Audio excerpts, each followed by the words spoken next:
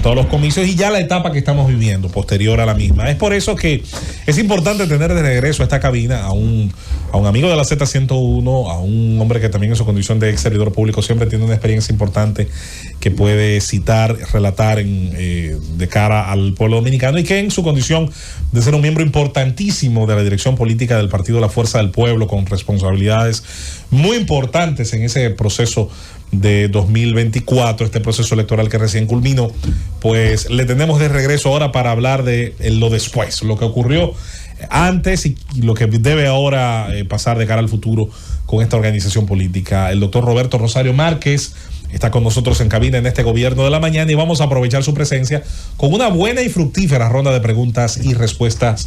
Muy buenos días y bienvenido una vez más, doctor. Bueno, muy buenos días a ustedes y gracias, ¿verdad?, por permitirme estar en este panel de lujo para poder satisfacer en la medida de lo posible las inquietudes que ustedes puedan tener y yo comunicarme con sus amables radio oyentes. Así es que a su disposición. Arranquemos con Rosendo Tavares. Saludos, don Roberto Rosario Márquez. Siempre nosotros muy complacidos de tenerle aquí en el Gobierno de la Mañana. La última vez que usted estuvo por aquí,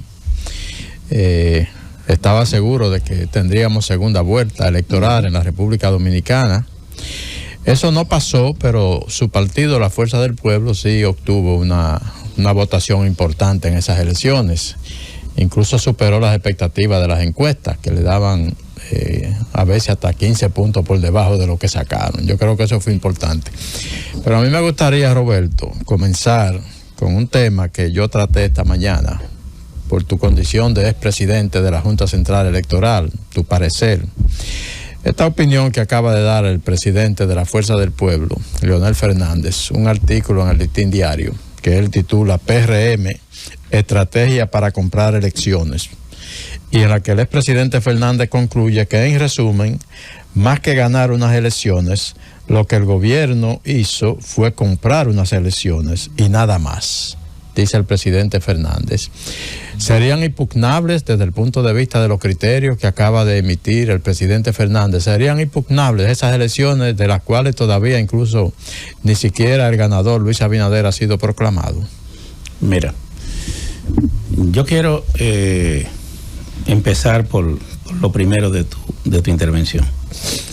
Los dominicanos tenemos el problema de que somos muy repentistas y nos gusta darle respuesta y solución a todos los problemas de una vez, porque estamos huyendo y necesitamos a veces de manera irreflexiva tomar medidas que disminuyan el dolor. O sea, tú tienes una llaga y te tienes que poner algo rápido porque no aguanta el dolor. Lo que yo conozco en el tiempo que tengo en los sistemas políticos y electorales de América, y yo diría que del mundo, es que hay un sistema de evaluación de procesos y ese sistema lleva su tiempo. En Panamá, para ponerte un ejemplo, está institucionalizado que inmediatamente pase un proceso electoral, hay un mecanismo donde todos los partidos se reúnen con el órgano electoral y evalúan. O sea, no es que hay que convocarlo, es que eso ya está pautado. Pasa una elección e inmediatamente nos reunimos para evaluar cuáles fueron las falencias del proceso. Porque por más perfecto que sea un sistema, siempre habrán debilidades, siempre habrán defectos que hay que corregir para avanzar, porque son procesos humanos, son procesos vivos que cada día están presentando situaciones nuevas. Aquí no hemos terminado, aquí todavía la Junta no ha cerrado, todavía la proclama electoral establece cuándo inicia y cuándo termina. Aquí el periodo electoral no ha concluido. El periodo electoral concluye con la proclamación formal de los ganadores, que no ha sido. Exacto. Donde se proclama ya como ganador al presidente quien ganara con los resultados electorales obtenidos, y entonces incluso se le entregan los certificados y se cierra el periodo electoral. Entonces, como consecuencia de los resultados inmediatos electorales, sobre todo en el nivel de diputados, sobre todo en el nivel de diputados, se han iniciado una serie de ideas y propuestas que sin duda te llevan a concluir que el desempeño electoral de mucha gente se debió a los sistemas y a los métodos más que a la votación. Y no nos damos cuenta que al final de cuentas nosotros somos parte de un todo. El sistema político dominicano está definido en la Constitución de la República. Tú te vas al artículo 216 y ahí está definido cómo funciona el sistema político. Está constitucionalizado por primera vez a partir de la Constitución del 10. Y si te vas también al 212 y siguiente de la Constitución, ahí está definido el sistema electoral. Ya después están las leyes adjetivas, que de alguna manera te van dándole forma a lo que define la Constitución. Hay gente que se ha puesto a decir, lo he escuchado, y escúchame que aproveche tu pregunta para tratar ese tema, que le han querido atribuir al método de Hong haber salido o no haber salido un proceso. El método de Hong es un método, pero hay como 5 o 6 métodos. Cualquiera que tú apruebes es un método más. Pero muchos de los que hoy no quedaron por el método de Hong, antes salieron por el método de Hong. Y era una regla de juego que también... Porque son reglas definidas, pero no solamente que son definidas. Es que nosotros somos un país, no es lo mismo la República Dominicana, que tiene un padrón de concurrentes de 8 millones, que México, que tiene un padrón de concurrentes de 98 millones. ¿Por qué es diferente una cosa y otra? Porque en México las circunscripciones electorales son más grandes.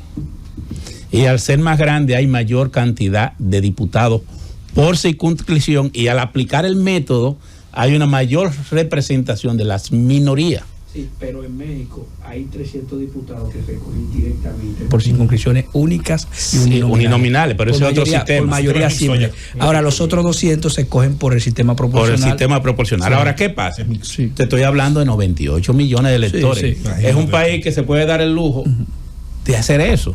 Sí.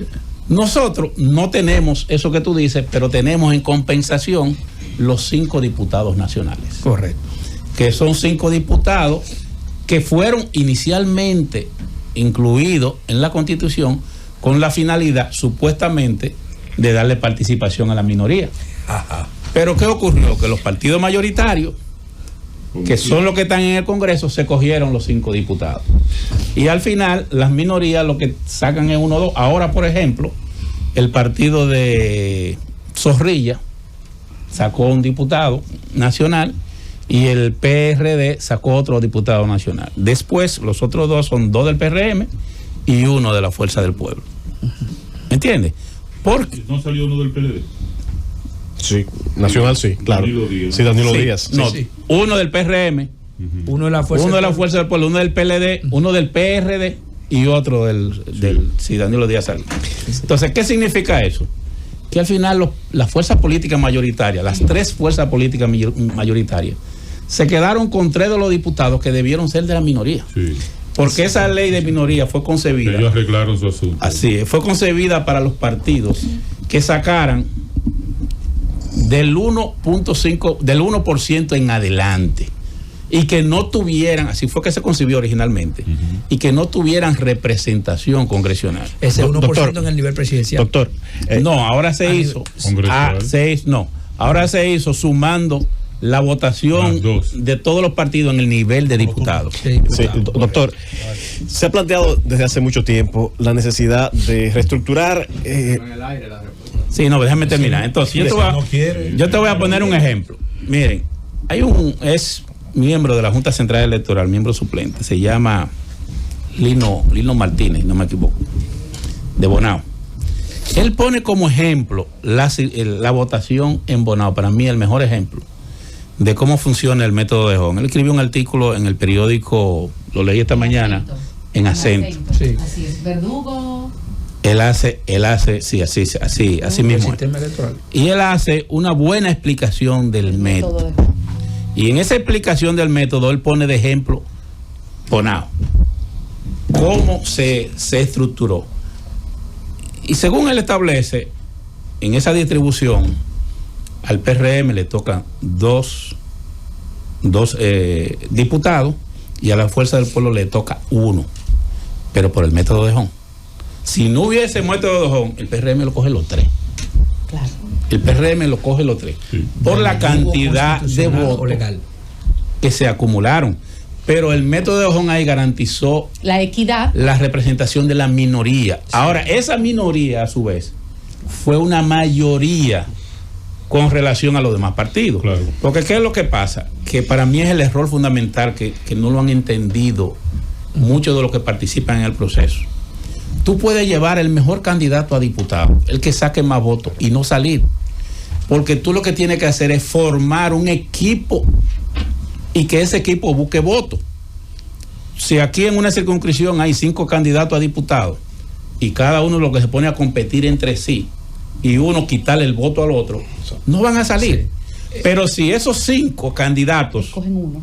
vienen y trabajan, se suman los votos de esos 5. No pueden coger uno. La idea es que los 5 busquen votos. Claro, porque hay el voto preferencial. Porque el voto es preferencial. Es que cada uno Que el busque partido votos saque voto. para que, como el son partido listas, saque. Claro. son listas cerradas y desbloqueadas, Sí. para que cuando se sume el voto de ese partido pueda competir. Por eso pasó con José Horacio, perdón. ¿Verdad? Con Pero, José Horacio Rodríguez. Lo que usted mencionó de Los turnos de la Estamos- pregunta. Sí, en el caso de José Horacio Cada Rodríguez, quien hace su pregunta. él se benefició en el proceso pasado del método de Hong y ahora el método de Hong le perjudicó. Doctor, Le perjudicaron doctor. los votos que no sacó. Doctor, se ha hablado desde hace mucho tiempo sobre la necesidad de reestructurar. Pero para terminar esa idea, Sí, pero, sobre el método. Ok. El método de Hong es un método más. Ujú.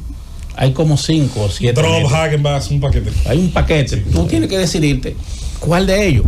Para mí, de todos, partiendo de la realidad política dominicana, nosotros tenemos 2, o el de resto cociente o ese, no hay más. Y para mí con todo y su defecto, es más inclusivo. Doctor, se ha planteado desde hace mucho tiempo la necesidad de una reforma fiscal para poder afrontar la gran cantidad de gastos necesarios, de inversión, de capital, de muchísima necesidad para el desarrollo de la República Dominicana, y no ha sido una propuesta única de un partido político. De hecho, se han hecho reformas parciales. Desde el gobierno se ha planteado la necesidad de una reforma fiscal, y hemos sentido desde la Fuerza del Pueblo y algunos otros partidos de oposición una resistencia sin haberse puesto sobre la mesa la propuesta, sin ver el contenido de esa propuesta. Quisiéramos saber si efectivamente ustedes tienen una información que nosotros no manejamos de cuáles son las propuestas que están sobre la mesa, o simple y sencillamente es una oposición radical como una línea política decidida desde la Fuerza del Pueblo. Mira, y te voy a pedir permiso de nuevo para terminar la pregunta de él. ¿Qué fue lo que pasó en el Yo proceso? se le iba a hacer de nuevo ahorita. ¿Qué fue lo que pasó? No se me ha olvidado. No, tranquilo. ¿Qué fue lo que pasó en el proceso electoral que da lugar al artículo del presidente Fernández? Que es su pregunta. La Fuerza del Pueblo entiende que antes de abocarse a las consecuencias del proceso hay que analizar el proceso en su profundidad. Aquí no bien había concluido la votación y ya habíamos empezado a tomar medidas sin que la oposición política siquiera hubiera evaluado el proceso electoral. Por esa razón, cuando se reúne la elección política, le decimos al presidente Fernández: presidente, antes de nosotros ponernos a discutir las consecuencias del proceso, primero vamos a hacer una evaluación de qué fue lo que pasó. Levantemos, es como si fuera un cadáver, ¿verdad? Levantémoslos, veamos a ver cuál fue nuestra participación, cuál fue nuestro comportamiento, cuál fue el comportamiento del gobierno y del partido de gobierno y de los demás partidos de oposición, en qué nosotros fallamos y en qué nos afectaron las políticas estatales. Y en función de eso, entonces, nos sentamos a discutir, pero no podemos discutir sin ver eso. Por eso el presidente Fernández dice en su artículo, antes de yo responderle al amigo Conde, por eso el presidente Fernández dice en su artículo que más que una elección lo que hubo fue una compra de un resultado electoral. Y nada más. Dice. Él parte del siguiente criterio. Aquí ocurrieron situaciones que nunca habían ocurrido en un proceso electoral. Te pongo un ejemplo. A la Fuerza del Pueblo, en medio del proceso electoral, le fueron cooptados, para usar el nombre, para que nadie se sienta afectado, 5 miembros de su dirección política por el partido de gobierno. A la Fuerza del Pueblo, candidatos inscritos, seleccionados para ser candidatos. ¿Cómo tú explicas que el candidato de Samaná, inscrito, John encabezando las encuestas? John Anderson. Es más, fíjense que el que gana con un 51. el que gana, Pedro Catrein, gana con 51, con el apoyo de John Anderson. Pero ¿qué ocurre? Que ahí quien estaba encabezando las encuestas era John Anderson. Quien encabezaba la encuesta era John Anderson. Entonces de repente John Anderson aparece renunciando y juramentando y haciendo campaña por el PRM. Óyeme, es como que tú, inaudito, es que tú vengas a un juego de pelota, inverosímil. es que tú vengas a un juego de pelota y el equipo, vamos a ver, Cogido y Licey, y no quiero que se sienta mal los cogidistas, pero yo soy liceísta, y que venga entonces el manager del escogido, que no le vamos a tolerar, y le lleve la segunda base, le lleve el shortstop, le lleve la tercera. ¿Y quién va a ganar ese juego? No hay forma de que el Licey gane, porque el manager del ¿Estás escogido... consciente que de eso mismo le acusaban en el 16? ¿Verdad? Bueno, pero yo estoy en el 24. Yo estoy en el 24. Mire, un paréntesis. Pero, un paréntesis, perdón. Un paréntesis humano. Sí. No, pues esto no quisiera que el programa continúe sin decirlo. No tiene que ver con la política ni nada. De verdad que es algo que... muy lamentable. Falleció en la madrugada de hoy. Es un amigo, es un maestro de la comunicación que ha fallecido. Wilfredo Alemani. Caray. Qué pena. Su esposa Mencia Ortiz ha ofrecido la información. Va a estar anunciándose. Yo no me lo esperaba, realmente no sabía. Su hijo es nuestro amigo. Y de verdad que me sorprende mucho. Un hombre que hizo una comunicación siempre de muy alto nivel y de mucho respeto. Pasa su resto y un gran comunicador de nuestro equipo y de la Z101. Y de verdad que lo lamentamos. Y un ser humano extraordinario. Muchísimo, porque siempre hizo comunicación con mucho respeto, como ha sido también el ejercicio suyo. Mire, Roberto, adelante. pero a propósito del tema que usted me pone, no es lo mismo en el 16. Y le voy a poner un ejemplo. Eso nunca ocurrió en el 16, ni antes. Que tú cooptar a los dirigentes de otros partidos después de inscritos. Es más, que candidato, como el candidato electo de Pedro Brand. Oye, electo, el tipo gana con el apoyo de la Fuerza del Pueblo, el medio. Y viene y se va. ¿Qué explicación tú le puedes dar a eso? ¿Entiendes? O sea, se supone que deben haber reglas. Y las reglas deben ser respetadas. Por ejemplo, a propósito que tú traes el tema. Cuando yo fui presidente de la Junta Central Electoral, yo, sin tener la ley electoral que hay hoy, que la ley electoral que hay hoy sí tiene garras, yo suspendí el barrilito, yo suspendí el cofrecito. ¿Cuál era mi tesis? ¿Cómo es posible que un candidato a senador en un pueblo y la publicidad esté recibiendo mensualmente $1 millón para competir con uno que no tiene un peso? Y que ese $1 millón es proporcionado por el Estado. Debió haberse quedado con un... Siendo yo presidente de la Junta, cuando fui presidente, yo suspendí el barrilito y el cofrecito. Y quien tenía mayoría de senadores y diputados era el PLD. Debió haberse quedado entonces con una práctica. Pero vamos a ponerle un ejemplo para que usted vea. Aquí hay una ley, que es la ley electoral, que dice que en los años electorales los programas sociales no pueden tener un mayor número de beneficiarios que lo que tuvieron en el año anterior. Busquen todos los programas sociales del gobierno. Ay, Cristiano. Triplicaron o quintuplicaron la cantidad de beneficiarios de los programas sociales, sobre todo en el proceso que fue desde noviembre hasta mayo. Entonces, cuando se está hablando de ese tema, es de eso que se está hablando, porque se hizo contraviniendo la ley electoral. Ahora, ¿qué fue lo que pasó? Que no hubo equidad en el proceso y desde la administración electoral no se preocuparon por desarrollar mecanismos que garanticen esa igualdad y equidad para contestar su señalamiento. Entonces, eso es lo que da lugar a que el presidente Fernández entienda que más que una elección fue un proceso de compra de un resultado. Para cerrar de mi parte ese capítulo. El otro tema que me plantea nuestro amigo es el siguiente. Nosotros entendemos que antes de discutir,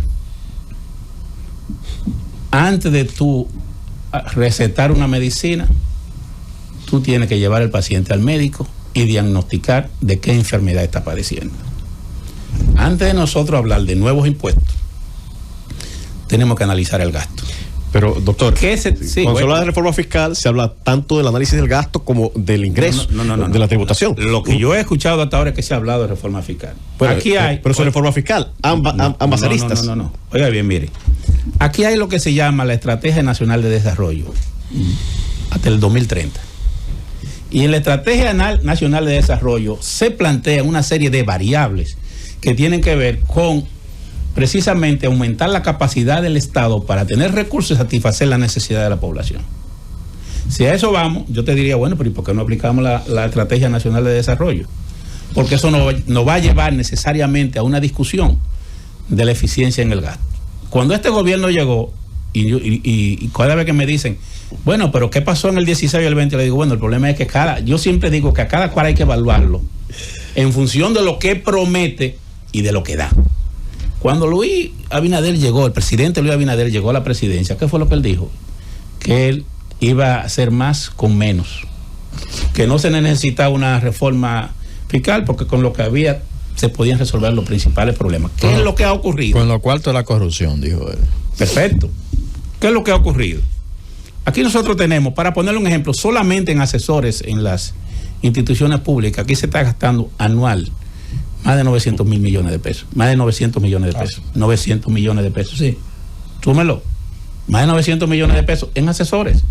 Pero aquí solamente en publicidad, y trato un tema que no quisiera afectar a este medio, pero estamos hablando de 10 mil millones.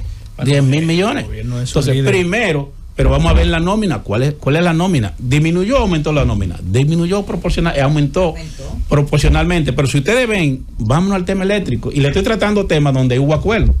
Aquí hubo un acuerdo para la solución del sistema eléctrico, que todos los partidos lo refrendaron. ¿Y cuáles fueron los 3 elementos fundamentales de ese pacto eléctrico? Que íbamos a eficientizar el servicio, íbamos a disminuir los gastos corrientes de manera tal que, ¿verdad? Y la cobranza. Íbamos a eficientizar el servicio. Íbamos a disminuir las pérdidas. Estamos hablando que las pérdidas estaban, creo que eran un 30%, ahora están un 40%. No, nunca estuvo un 30%, nunca estuvo un 37%.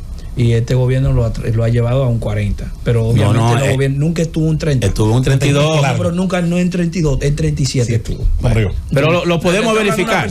Pero le puedo asegurar que ahora mismo... No es eso, no que... al final son informaciones que están en los medios. Ahora, ¿en cuánto está hoy? Está en 40 y pico. En 40. No. En 40, usted lo puede No. Lo que pasa... No. Las pérdidas ahora mismo están 43, 44%. Y la parte que tiene que ver... La parte que tiene que ver ya con el servicio al ciudadano es que está cada día peor. Y las cobranzas al ciudadano son cada vez mayor. Entonces, ¿de qué valió el pacto eléctrico? Si todos nos pusimos de acuerdo y al final lo que tenemos ahora se está planteando volver a discutir un nuevo pacto. Entonces, antes de nosotros abocarnos a un pacto que implique una modificación al sistema tributario, sea para ampliar la base o para crear nuevos impuestos, lo primero que nosotros debemos discutir es qué gastamos, en qué gastamos y cómo lo gastamos. Y una vez definido eso, entonces vamos a ver si es necesario ampliar la base o crear nuevos impuestos para satisfacer las necesidades de la población. Doctor, también se habla de una reforma electoral.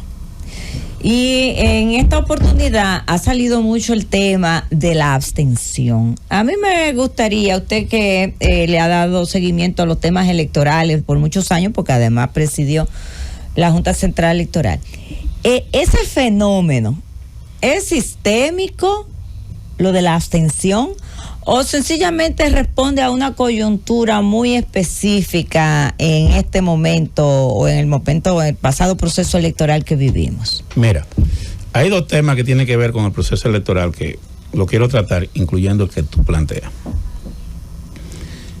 que es la abstención y algunas propuestas que hay de voto obligatorio. En materia de abstención, no podemos decir que en las elecciones presidenciales es sistémico, porque no lo es. Las referencias no pueden ser las elecciones del 2020, porque en el 2020 había una pandemia y mucha gente no quería exponerse a contraer la pandemia y hasta morir. Y hubo gente que no fue a votar por esa. O sea, el 20 para mí no puede ser referencia para nada, porque fue un año definitivamente atípico. La referencia debiera ser el 16, el 12, el 8 o un poco más allá. Si tú buscas la media, en todos esos procesos siempre votó entre el 69 al 70 y al 71%. Siempre. ¿Por qué se daban esas votaciones? Bueno, porque había una situación particular que lo daba. Este es un hecho que no es sistémico, es primera vez que en los últimos tiempos, porque no es que no ha ocurrido antes, primera vez en los últimos tiempos que se da una abstención de esa magnitud en uno presidencial, porque no podemos igualar el presidencial con el municipal, porque en todos los países del mundo las elecciones que no son presidenciales siempre tienen una votación que ronda el 50 o menos por ciento. Por tanto, nosotros tenemos que comparar las elecciones presidenciales con sus iguales, con las presidenciales. Es la primera vez que se da ese fenómeno y por tanto, antes de nosotros ponernos a buscar fórmulas, lo que debemos analizar a fondo qué ocurrió. Aquí, por ejemplo, y tiene que ver con el tema de que yo hablé de que iba a haber segunda vuelta. En el mes de noviembre, nosotros, en las investigaciones que nosotros teníamos, el presidente Abinader, lo que nosotros teníamos era que estaba ubicado en un 43 o un 44% en noviembre del año pasado. Y el presidente Fernández en esas encuestas que nosotros teníamos, nuestra, nos daba que estaba posicionado un 35 o un 37%. Esa es la verdad. En el mes, sí, mi verdad. Claro. La otra es la otra. Dick Morris. No es Dick Morris. Te estoy hablando eso en noviembre. Okay. ¿Verdad? Ahora bien, en ese momento había toda una orquesta de encuestas que decían que el presidente de la República tenía un 70% y algunos decían hasta un 80%. Hasta un 80%. Te crearon una sombrilla mediática con 7 u 8 encuestas que llevaron a mucha gente a decir, bueno, ¿para qué yo voy a votar si eso está decidido? O sea, te produjeron una abstención, te indujeron una abstención Tanto que yo se lo digo. que de alguna manera afectó el proceso en términos de legitimidad, porque no es lo mismo una votación en donde vota el 70% de la población que una votación, unas elecciones donde vota el 53%, no es lo mismo en términos de eso. Es más, ¿por qué razón se establece el sistema de doble vuelta electoral? Para darle legitimidad a los procesos, para que el ganador sea el resultado de una votación mayoritaria. Si no se hubiese dejado, mejor que la mayoría simple, porque eso se hizo porque Balaguer aquí ganaba con un 35. Pero usted sabe muy bien que es el 50+1 de los que votan, de los del universo de los participantes. Sí. No del universo de los inscritos. No, pero yo no estoy discutiendo eso. No, pero sabe que se mete de contrabando. No. La idea. No, yo la legitimidad. No, perdón. No me Ni por la oposición ni por el oficialismo. No me malinterprete. Yo lo que estoy cuestionando es el nivel de participación electoral que fue de un 53 a 54%. Y que es un nivel atípico. Un 55. Porque en unas elecciones presidenciales, exceptuando la del 2020, con la pandemia, nunca había pasado en los tiempos modernos. Así. Y por tanto, no podemos ver como que es sistémico. Yo creo que es muy apresurado tomar decisión. Y si nos vamos al tema del voto obligatorio, yo llamaría a quienes están promoviendo eso a manejarse con cuidado. El voto obligatorio no necesariamente produce una mayor votación. Transfiere el mal. No necesariamente produce una mayor votación, porque además tendría que ir acompañado de un sistema de consecuencias. Si yo no voto, por ejemplo, en Chile, tú no votabas y te descontaban un salario. Qué lindo. Pero si aquí la mayoría de los que votan no trabajan. En Chile estaba el voto obligatorio. O sea, aquí tenemos una cantidad de gente que están en la informalidad. En Chile entonces, ¿cómo tú le vas a aplicar? Los que proponen eso quieren transferir. El que vende el voto no necesariamente es un empleado. Que tú me quieras. Entonces, yo pienso que no veamos un tema que puede ser coyuntural como un tema sistémico. Démosle más tiempo a eso. Yo creo que al dominicano le gusta votar. Yo pienso eso. Es una situación que se presentó en estas elecciones, no necesariamente se tiene que presentar en la otra. Y vemos, el voto obligatorio incluso se ha estado derogando en la mayoría de los países de América. En el caso de Chile se derogó, pero ahora se está hablando de ponerlo en la nueva. Se están hablando de ponerlo, pero se derogó. Sí. Y en la mayoría de los países de América del Sur. Aquí hay discusiones que llegaron cuando en otro sitio la estaban desmontando, el voto electrónico y el voto obligatorio. Y el voto obligatorio, óigame, el voto obligatorio en todas las legislaciones electorales está en proceso de ser eliminado. pero no está en proceso de introducirse. Doctor Roberto Rosario, la Fuerza del Pueblo ha dicho que si hay una iniciativa de reforma a la Constitución de la República se van a tirar a la calle. El expresidente Leonel Fernández dejó sin fecha ese encuentro con el presidente Luis Abinader. Dentro de los temas que se iban a discutir, tenemos entendido que está el tema de una posible reforma constitucional para lo que el presidente entiende que hay que llevarla a cabo. ¿Cómo comenzar a llamar a la gente a que se prepare para salir a la calle cuando ni siquiera se ha permitido esa discusión con el presidente y conocer la intención y conocer el contenido de esa supuesta reforma? Mira, nosotros lo que hemos dicho como partido oficialmente es que nosotros tenemos que terminar de evaluar el proceso para sentarnos a discutir una serie de aspectos que tienen que ver con eso, que por ejemplo es lo que dice nuestro amigo Conde. Yo, con el debido respeto al presidente, pienso que el presidente tomó una decisión que de alguna manera afecta la actitud que debe adoptar la oposición con relación a la propuesta del presidente. Todavía no habíamos terminado de dar los boletines oficiales de la Junta y el presidente de la República convocó a los presidenciables de su partido. El presidente reunió creo que 7 u 8 ciudadanos de su partido y al convocarlo identificó como aspirantes presidenciales al 28 a esos ciudadanos. Y al hacerlo desencadenó la campaña electoral para el 28, quiéralo o no, porque ya muchos de esos ya tienen equipo, se están reuniendo, se están promoviendo. Yo me pregunto, si el presidente está en un proceso de consenso, de buscar acuerdos con los partidos, ¿debió el presidente desencadenar la lucha interna en su partido por la nominación presidencial del 28? ¿Y cómo impacta eso a los partidos de oposición? Porque no somos tontos.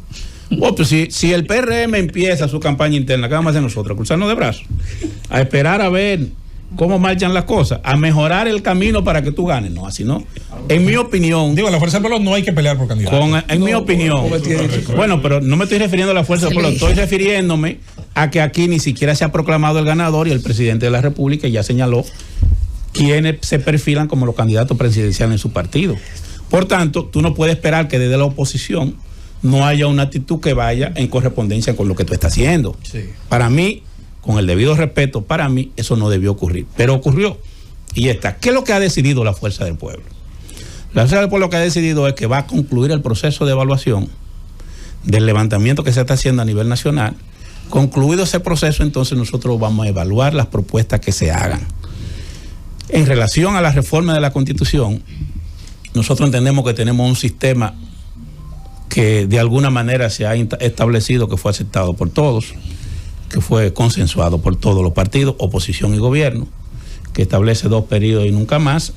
Y en el caso nuestro, nosotros nos sentimos identificados con ese proyecto.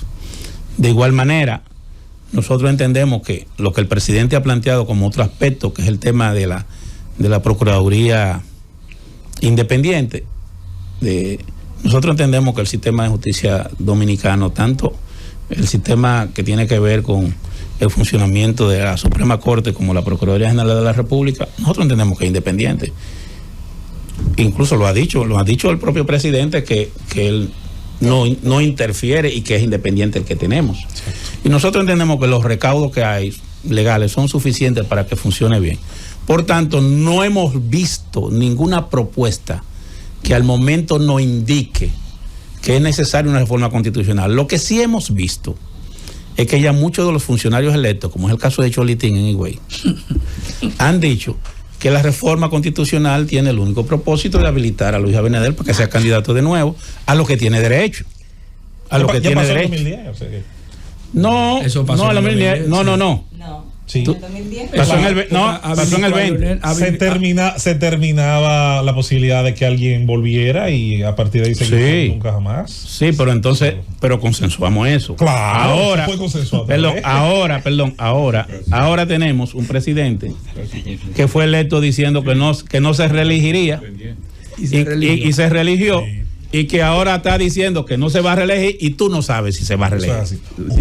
Alguien dijo en política que nadie sabe para quién trabaja. Es como cuando Hipólito la modificó y facilitó que los demás lo pudieran hacer. Así es. Doctor, después de todo este proceso y ese optimismo que se veía en el partido suyo, en la Fuerza del Pueblo, a pesar de que yo advertí, y lo advertí estando ahí sentado el presidente Leonel Fernández, que lo que iba a pasar, y que si ustedes aceptaban ir a las elecciones, tenían que aceptar los resultados, porque todo el mundo veía las condiciones que habían para las elecciones. O sea, no es un secreto para nadie, no fue nada oculto lo que se hizo para conseguir lo que se consiguió. Después de todo eso y todas estas explicaciones que ustedes dan, vuelven para aquí, y van y vienen, pero como que entonces uno no entiende bien. A mí me gustaría que usted me dijera, ¿usted se siente bien? ¿Cómo se siente? Muy bien. Mira, yo pienso, y ahí vuelvo a la pregunta del amigo. Pero contésteme la misma. Sí, no es para contestar la suya. Ok. Mira, yo siento. Gracias, Julieta. Que en el proceso electoral pasado, nosotros teníamos una proyección. Nosotros pensamos que en el proceso electoral la Fuerza del Pueblo iba a tener un 32%. Si ustedes buscan mis declaraciones cuando yo vine aquí, yo dije que en nuestras encuestas teníamos un piso de un 32 y que un máximo de un 35. Búsquenla, que fue lo que yo dije aquí. Pero obviamente tú tienes ese resultado, pero con igual es un crecimiento extraordinario. Con las acciones del gobierno, evidentemente tuvieron sus efectos. Ahora bien, ¿qué pasó que no hubo una segunda vuelta y que tiene que ver con su pregunta? Nosotros estábamos convencidos que el Partido de la Liberación Dominicana iba a tener un mejor desempeño, y el PRD. A pesar de que ustedes lo drenaron. ¿Cómo esperaban entonces que tuviera un buen resultado? Tiene que dejarme, ¿verdad? Porque usted, usted que me está haciendo la pregunta. Pero es para ayudarlo, doctor. No me ayude, déjeme. Es para ayudarlo. Mire qué es lo que pasa. Sí. El PLD es una estructura de 50 años y más de 20 años de gobierno. Nosotros entendíamos que en el peor escenario el PLD no debió bajar de un 15%. No quitarle tanta gente entonces. Y le aseguro que fueron menos a la Fuerza del Pueblo que lo que fueron al PRM. Si ese fuera. Entonces, se fueron al PRM también. ¿Del PLD? Ajá. Pues usted no estaba viviendo aquí. No, yo sé que soy de Bánica, doctor. Yo soy un campesino. No, pero usted no estaba en Bánica, usted estaba viniendo aquí. No. Entonces, mire, el PLD lamentablemente debió tener un desempeño de un 15%, en nuestra opinión. Se está lamentando. Y si el PRD... No me... Ay, doctor. Fernando, déjame poder contestar. Doctor, por y favor. Si el PRD hubiese tenido un desempeño de un 2%, la segunda vuelta estaba planteada. Ahora, ¿qué pasó? Por razones en las que a mí no me interesa involucrarme, porque yo no quiero tocar los aspectos internos del PLD. Esos son problemas del PLD en los que a nosotros no nos conviene meternos en ese tema. Por razones que tienen que ver con situaciones del PLD, el PLD no tuvo el desempeño electoral que ellos mismos esperaban y que nosotros necesitábamos que se produjeran para que se diera un proceso de participación. Por ejemplo, y eso tú lo sabes. Yo. Sí, lo que te voy a decir ahora. En ese proceso electoral, Miguel Vargas Maldonado hizo una propuesta por escrito de alianza en primera vuelta de todos, de la alianza Rescate RD para lo presidencial y de alianza en las 32 senadurías. Lo hizo por escrito. La que le mandó a Leonel Fernández la mandó a través de mí. Y cuando se la entregué a Leonel la abrió delante de mí y la leyó. Y el presidente Fernández mandó... El presidente Fernández mandó... Nadie lo ha dicho así tan claro. El presidente Fernández mandó a Nicolás Calderón, donde el presidente Danilo Medina, y le dijo que él estaba de acuerdo con esa propuesta. ¿Cuál era la propuesta? La propuesta, ir aliado en la primera vuelta. ¿Quién como candidato? Y en la 32 senaduría, el que estuviera arriba, que era Leonel Fernández. Y eso propuso Miguel Vargas. Entonces, perdón. ¿Por qué lo quiero decir? Señores, miren, si nosotros hacemos un acuerdo, si el acuerdo electoral de la oposición hubiese sido mayor, el resultado hubiera sido otro. Yo le voy a poner un ejemplo y escúcheme. En las elecciones de febrero, hubo muchos sitios que nosotros debimos ganar y lo perdimos porque la alianza no fue efectiva. La Fuerza del Pueblo debió haber apoyado en Dajabón al PLD. Y fue creo que por 2 o 3 votos que perdió. Para ponerlo. Exactamente como usted lo dijo, lo analizamos aquí en los resultados provinciales. Claro, recuerdo cómo vamos a ponerle un ejemplo a usted. En Jaina debimos apoyar al candidato que no era de la Fuerza del Pueblo, era de Juan Ubiere. debimos apoyar. Movimiento Reverde. Si sumábamos lo que sacó el PLD y lo que era el ex alcalde de Quitasueño. Que si sumamos lo que sacó algo el PLD. similar pasó en Monte Plata. Así es, que si sumamos lo que sacó el PLD Brito. y lo que sacó la Fuerza del Pueblo, hubiera ganado cómodamente con 56%. Y yo le puedo señalar no menos de 10 o 15 lugares, que eso pudo ser así. No estoy atribuyendo ni culpando al PRD, al PLD o a la Fuerza del Pueblo del tema. Siento que como oposición no logramos estructurar una alianza efectiva que tuviera los resultados que nos pudiera permitir competir en mejores condiciones. Los números dicen eso. Porque si hubiésemos logrado una mayor cantidad de sindicaturas, que lo hubiéramos logrado en febrero, la situación de mayo hubiera sido, quizá no varía totalmente el resultado, pero el desempeño hubiera sido mejor. Muchas razones sus palabras y sus declaraciones, magistrado. Y en ese orden, yo soy muy condescendiente con las personas del sur. De las matas de Farfán. De las matas de Farfán, así es. Pero en su condición de ex magistrado, presidente de la Junta Central, leía unas declaraciones que usted hacía con respecto a pues los asaltos de las entidades bancarias en días pasados. Usted refería que la Junta Central Electoral, por ejemplo, a los asaltos. Bueno, los asaltos que hemos tenido a las entidades bancarias hace unos días. Usted decía que con ese registro biométrico, o sea, el iris ocular, sí. Era fácil que la Junta pudiese determinar o tener mejores señalamientos, mejores pistas de los involucrados, y que usted hubiese estado quizás en ese momento, o que en su gestión eso ya usted lo hubiese tenido mucho más avanzado. ¿Qué aquí le ha hecho falta a la Junta para poder facilitarle o aportar a las autoridades en ese sentido? No es a la Junta, yo diría que los organismos de seguridad del Estado. Que tienen acceso. Y yo ponía un ejemplo, le voy a explicar por qué. Nosotros desarrollamos a partir del 2004 en la Junta Central Electoral un proceso de modernización.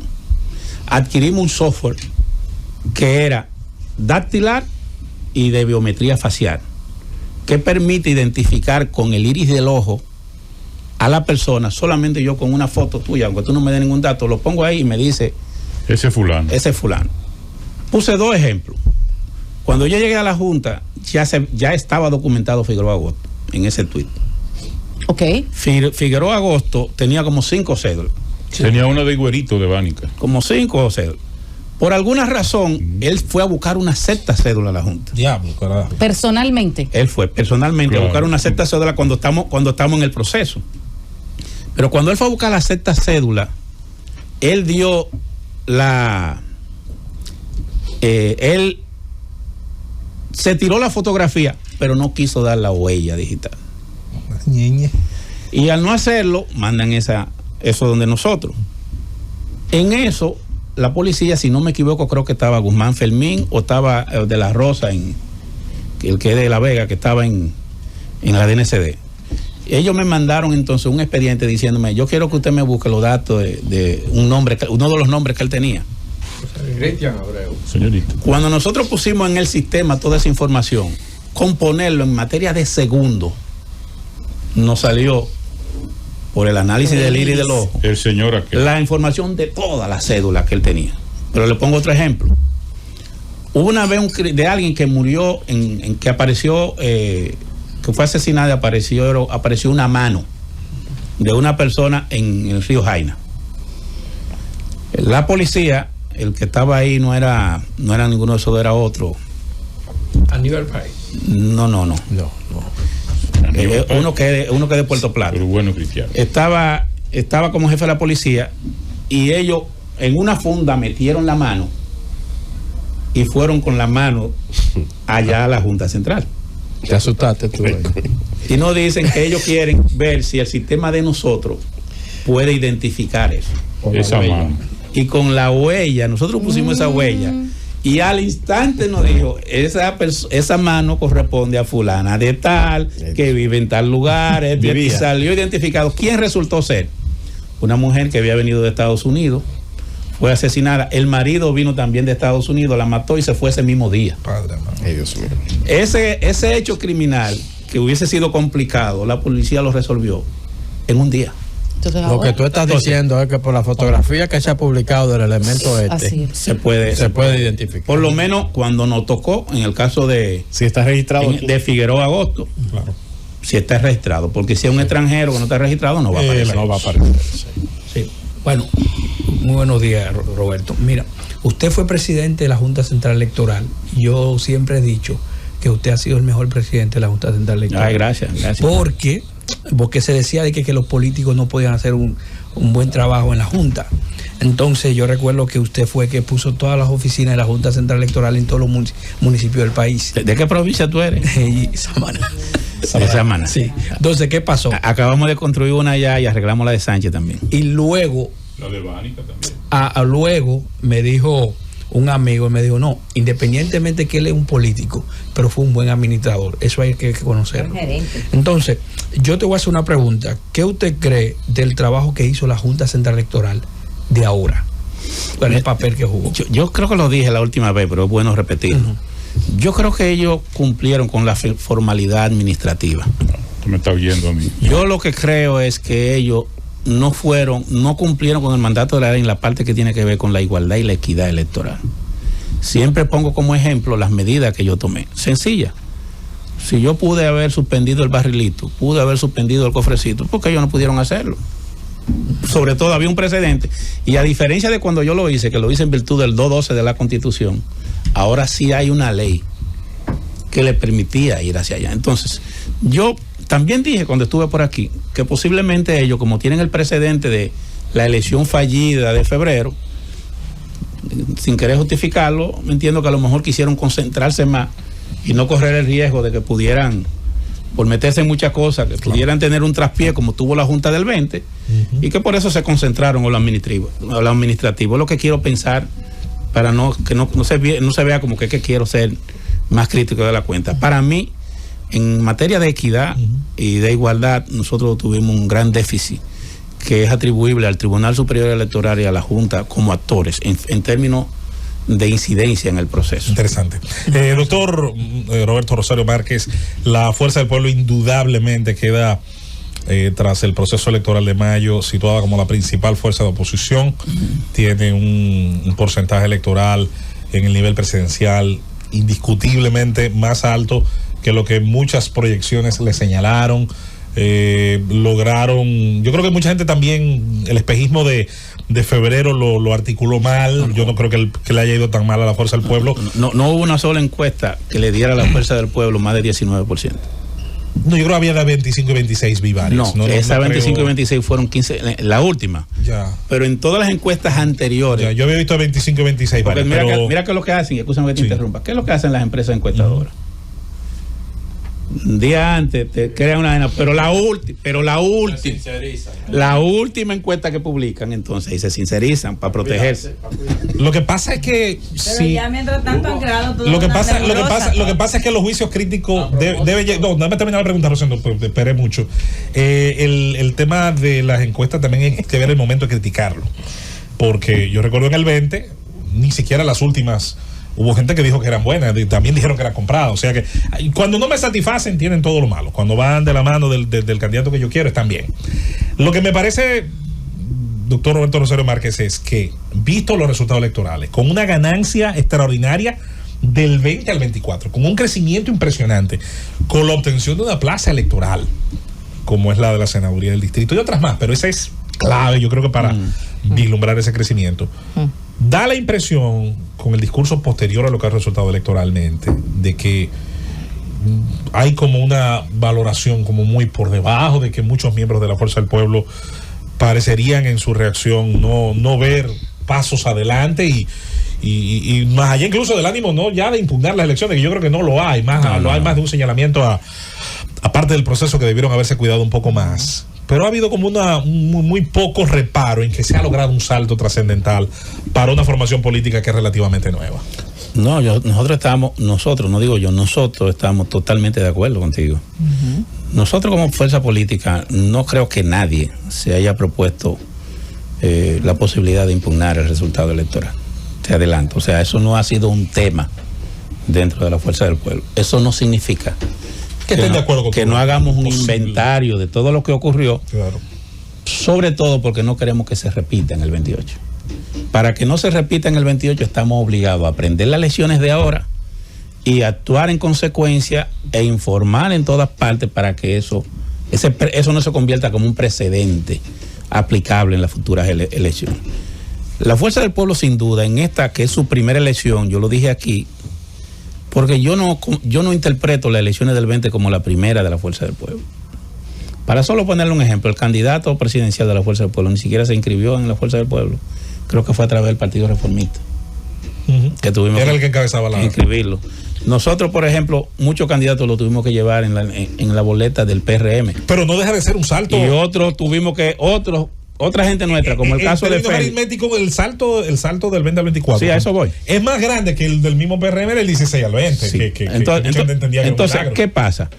Por esa razón, este es nuestro verdadero primer proceso electoral. Y por demás, todavía en febrero del 20, nosotros estábamos en los tribunales determinando si no íbamos a llamar o no Fuerza del Pueblo, acuérdense, porque hubo muchas impugnaciones. Abel Martínez le regaló el nombre. En realidad, dice que era de él. No, Abel Martínez lo tenía registrado. En realidad, eso con Cerulle dice que era de él. No, él lo sabe. Roberto lo sabe. En realidad, ¿qué significa eso? Este es nuestro primer proceso como partido. Exacto. Y haber logrado una participación de un 29 o un 30% para nosotros. Con senadurías. De alguna manera.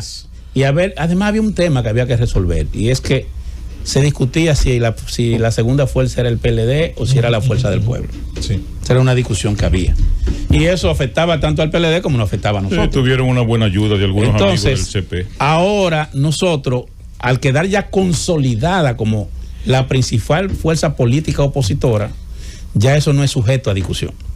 Ya ahora mismo, no quiero decir que vamos a un sistema bipartidista porque sería muy exagerado de mi parte. No acaben de chuparse el PLD. Pero en materia de desempeño electoral no hay duda de que nosotros, al día de hoy, el tema aquí está definido entre el PRM como partido de gobierno y la Fuerza del Pueblo como partido opositor. Nosotros vamos a hacer un esfuerzo por crear un espacio de coordinación de la oposición que debe empezar a operar, pienso yo, a partir incluso de este mismo año. Eliminar el PLD ya. No, yo estoy planteando que hay un espacio de coordinación de la oposición. Vamos a aprovechar porque vamos concluyendo, Rosendo. Salí del PLD. Porque tiene compromiso el doctor Roberto. Ustedes hablaban ahorita de las encuestas y eso, quería yo apuntar que hay una encuestadora ahora en México que se equivocó como con 20 y pico de puntos, porque le daba a Xochitl Gálvez 40 y pico le daba. Lo ponía casi parejo. Sacó 28. Esa encuesta ahora asumió la responsabilidad, que yo creo que es admirable, de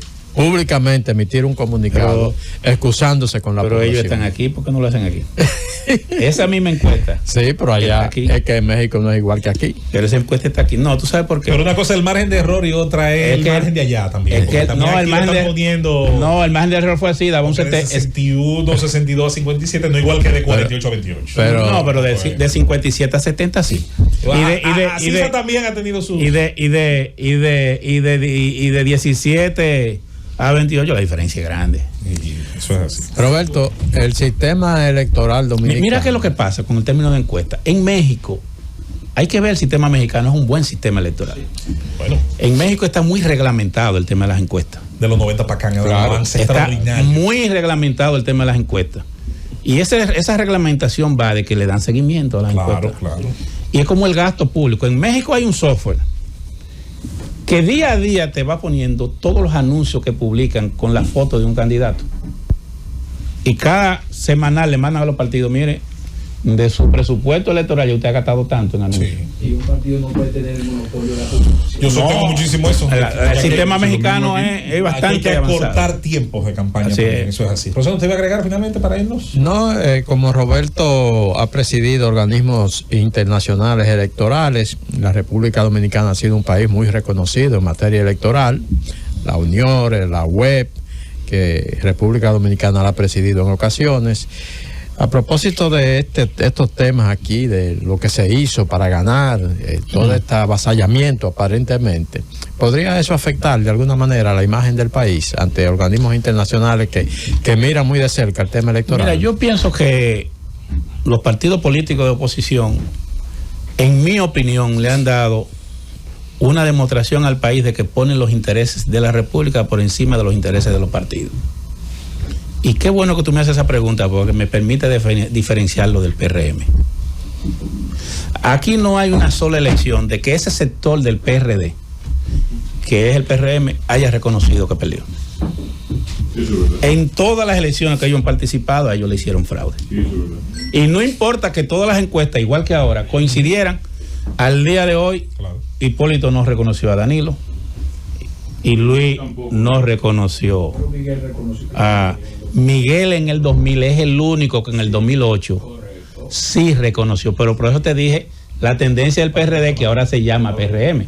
Entonces, de alguna manera tenemos que construir una cultura de poner los intereses de la República por los intereses individuales y particulares. Yo espero que ese ejemplo que acaba de dar la Fuerza del Pueblo y el propio PLD, que aún teniendo sus cuestionamientos al proceso, sus dudas, no han puesto en peligro ni la estabilidad ni la imagen democrática de la República. Ojalá cuando el PRM le toque bajar y pierda, lo reconozca. Sí, claro. Lo llamó. Yo como que son cosas distintas. Ya eso se debatió aquí. Una claro, cosa, no pero es aquí en con la Roberto que estoy hablando, espérate. Sí, es que yo te respondí. Porque él ya respondió. ¿Usted respondió eso? Sí, claro. No, yo no lo vi. Claro y No, contundente. estaba, yo parece no. que dónde. Claro y No, estaba contundente. en Bánica. Mira, vámonos, Julieta, sin antes señalar que hubiera sido interesante. Yo sé que cada quien hace su carrera política como mejor lo entiende, pero hubiera sido interesante, lo voy a decir y ojalá que pase algún día, ver al doctor Roberto Rosario Márquez haber aspirado a alguna posición. Me hubiera gustado ver el candidato. Presidente de la República. Mira, te voy a hacer Hasta senador. No, lo que te sea. voy a ser honesto. Tiene materia, No, me mira, hubiera gustado. Senador de San Juan, Te por voy a ejemplo. poner un ejemplo. En el 2020, en el partido a mí me pidieron que asumiera una candidatura. Incluso Sí, en el 2020 estaban buscando a todo el mundo. no estaban buscando a todo el mundo. A mí la dirección política me pidió que asumiera esa candidatura. Pero yo dije que yo tenía muy poco tiempo, que había salido de la Junta y que la gente no iba a entender. Es cierto. Que yo, acabando de salir de la Junta, en el 20, aunque hay un presidente, me metiera. un presidente de la Junta, Claro que sí. un candidato presidencial. Y que hizo muy buen El doctor trabajo. Sadalá. Estrella Sadalá. Y que Yo hizo lo muy sé. buen trabajo. Pero yo entendí que Era muy, sí. que era muy reciente para eso. Porque yo tenía primero que durar un tiempo y entonces después lo hizo bien. Macerar, como dicen. Yo lo que sí te puedo decir ahora, a propósito de un señalamiento que tú has estado haciendo y que están haciendo mucha gente, es que nosotros somos un partido ahora mismo que ha tenido un buen desempeño. Claro. Ese desempeño que lo hemos tenido con nuestra principal figura, que es el presidente Fernández.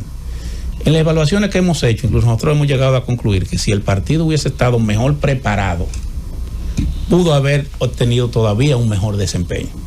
Porque la candidatura del presidente Fernández estaba por encima de nuestra posibilidad del acarreo del voto hacia cada una de las elecciones. Yo les voy a dar una primicia a ustedes. Otra. Es tan así que el día de las elecciones, 2 días antes de las elecciones, nosotros tuvimos tanta dificultad que tuvimos que salir a buscar el dinero para pagarle A Julieta no le dieron nada. a nuestros Delegados. Porque no teníamos los recursos tuvimos que gastarlo en la campaña, en la movilidad. Que son más de 50,000 para un partido, pero ¿qué pasó? ¿Qué pasó?